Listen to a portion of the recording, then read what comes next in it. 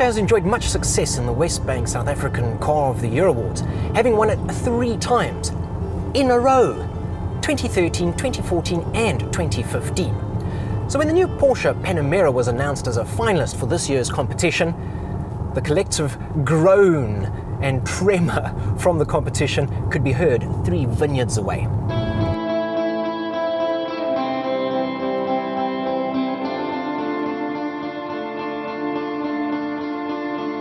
There's a strange misconception when it comes to Porsches. The brand gets lumped in with the likes of Ferrari and Lamborghini, and when it comes to the Panamera, you can't help but draw correlations with the Aston Martin Rapide. Now, while that's fine company to keep, based on a price point, the fact of the matter is that this actually shares the market with the likes of the BMW 7 Series and the Mercedes-Benz S-Class. And this means that for the 2018 Car of the Year competition, the Panamera will be competing against these German offerings, and not the Italian exotics. Suddenly, the game has changed.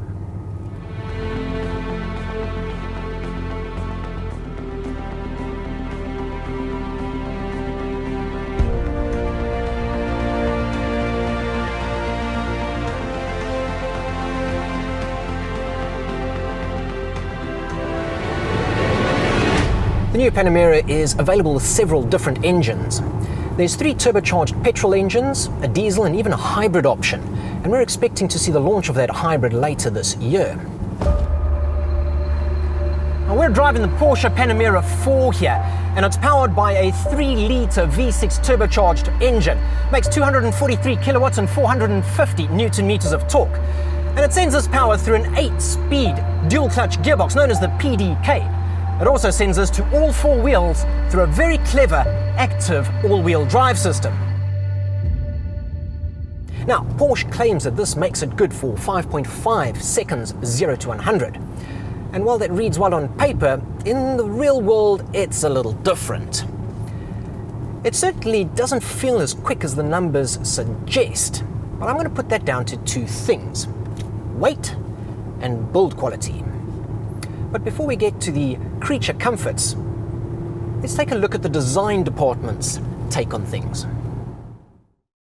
Porsche's design team had to hit the drawing boards with this one. I know it doesn't look like it, but when you park this one next to the previous generation, you can see how much has actually changed.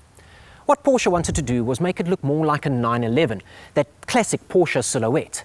They wanted it to look more like a 2-door sports car and less like a Grand Tourer or a Boxster that got stung by a bee.